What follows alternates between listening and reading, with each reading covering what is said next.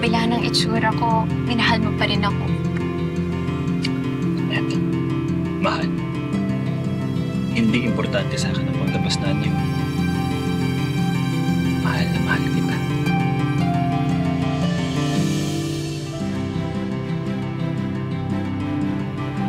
Dahil sa kanyang panlabas na anyo, hindi inasahan ni Tonet na magkakaroon siya ng isang tila literal na fairy tale na love story. Na in love sa kanya ang gwapong si Ivan. Pero isang araw, lalabas ang tunay na ugali ni Ivan at ang tunay nitong motibo sa pagpapakasal sa kanya. Beshi! Congratulations! Thank you so much, Beshi! I'm so happy for you. Finally. Salamat. Ganda-ganda mo! Sobrang swerte ko kay Ivan. Delicious. Sige, iwan ko na kayo. Mahal. Nga pala si Nanay kasi pinalayas na dun sa narerentahan nila na bahay. Kainin mo yan. Eh, wala na silang tutuluyan. Since kasal na rin naman tayo, di ba yung bahay mo, sa atin na namang dalawa. Gusto ko sana sa atin na sila tumire. Okay lang ba yun?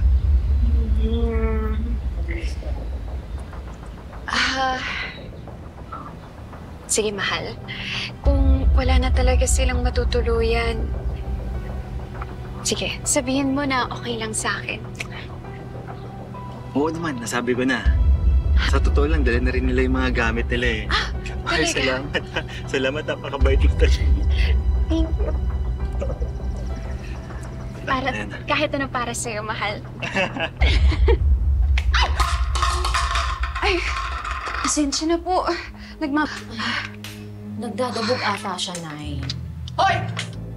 Ano bang problema mo? Dinadabugan mo ba kami, ha? Tunet? Ay, pasensya na po. Nagmamadali po kasi ako. Nay, paring napagluto ko na po kayo ng almusal. Sus! Hindi ako naniniwala dyan, Nay. Nagdadabog yan dahil kasi dito tayo nakatira sa bahay niya.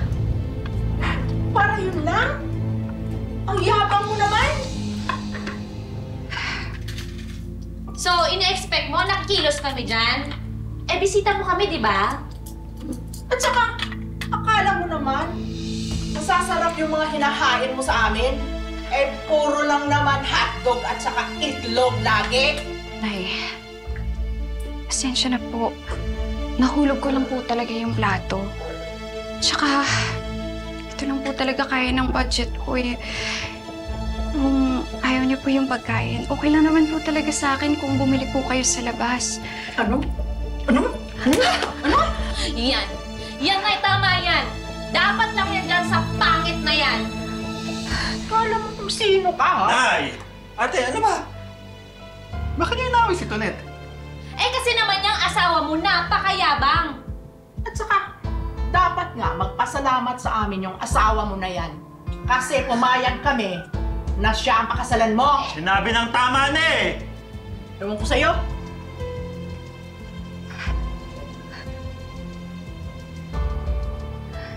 Okay ka lang ba? Baka malate ka pa sa trabaho mo. Ba? Mag-iingat ka. Sige, mauna na ako.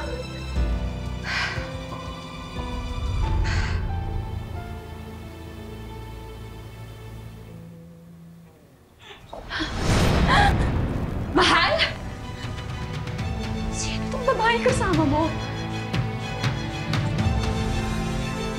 Ang hiwa kayo, ha? Walang hiwa ka! Mahal! Christy! Tonet! Tonet! Tama na! Tama na! Tama! Tonet! Christy, tama na! Tama na! Hindi ako magbaboy. Tama! Tama na! Christy! Christy, tama na! Tama na! Hindi mo kasalanan na pangit ka, kaya ako ang pinipili ng asawa mo! Magpapalit ka ng mukha para hindi ka pinagpapalit sa magagandang katulad ko, okay? Ha? Ayan ang bagay sa'yo eh, pangit! Tama na, sige na, umuwi ka na muna.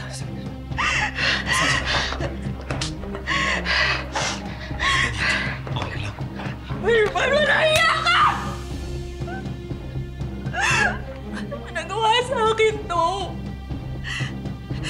ginagawa ko yung lahat para sa'yo! Nagsasakripisyo ko para sa'yo! Ginagawa ko para sa'yo! Paano mo ako gawa ng Corina? Sorry, natok salamat. Hindi ko sinasadya. Dahil mapangit ako!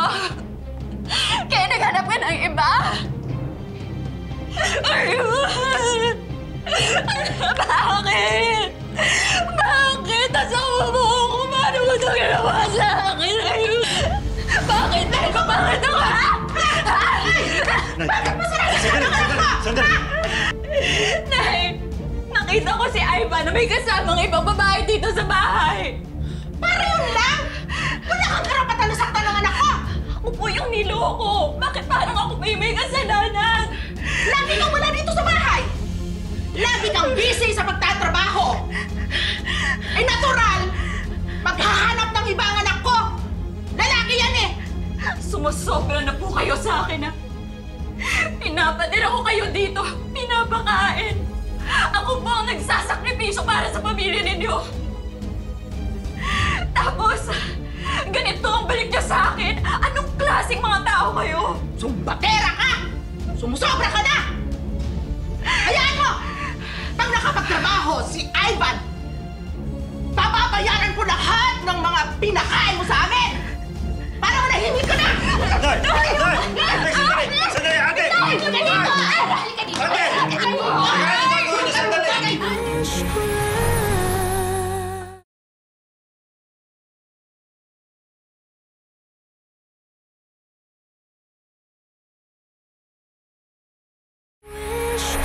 Nakapagtrabaho si Ivan, papabayaran ko lahat ng mga pinakain mo sa amin! Para manahimik ka na! Nay! Sandali! Ate! Halika dito! Halika dito! Ate!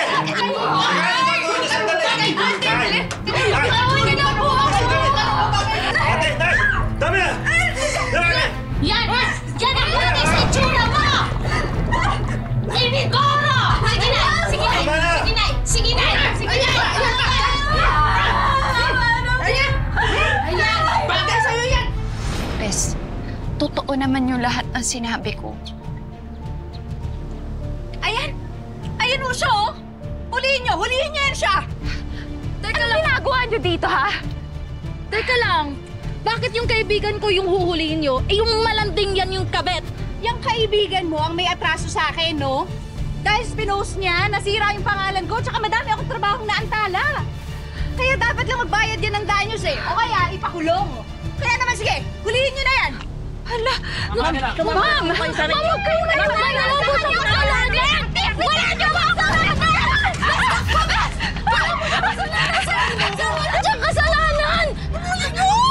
Si Tonet na nga ang niloko, siya pa ang nademanda. Bagsak na bagsak tuloy si Tonet sa buhay. Hello, Bes! Bes! Bes! Oh, ano na, Tonet? Nahuli ka ba? Hindi naman siguro, Bes. Bes, hindi ko na alam kung nasaan ako. Kanina pa kasi ako tumatakbo, eh.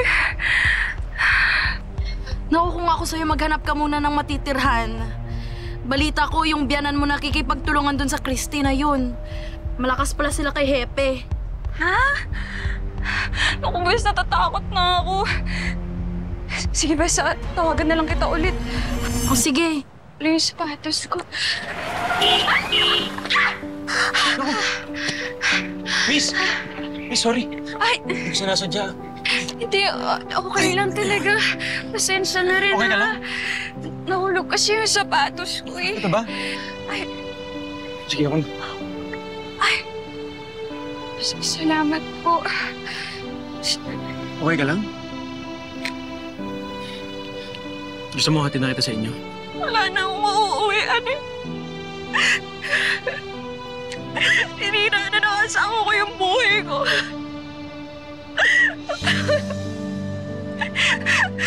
Pasensya ka na. Hindi.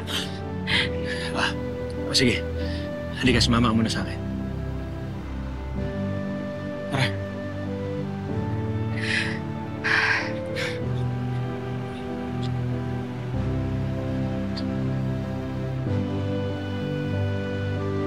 Salamat.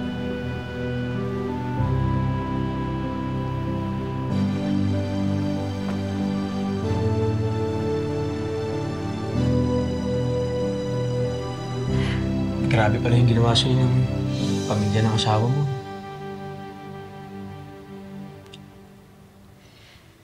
Pero kailangan ko talaga mabawi yung bahay.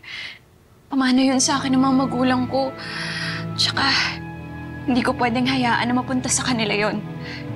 Sige, ganito na lang. Tutulungan kita. Ano ko? Wala na akong pag-asa. Wala naman akong pera para mawiin yun. Tsaka, alam ko sa sarili ko. Alam kong pangit ako. Ano? Sobrang hirap na mabuhay nang hindi ka maganda. Tumingin ka sa akin. Akong bahala sa'yo. Plastic surgeon ako. At kaya kong pagandahin yung mukha mo. Tutulungan kita.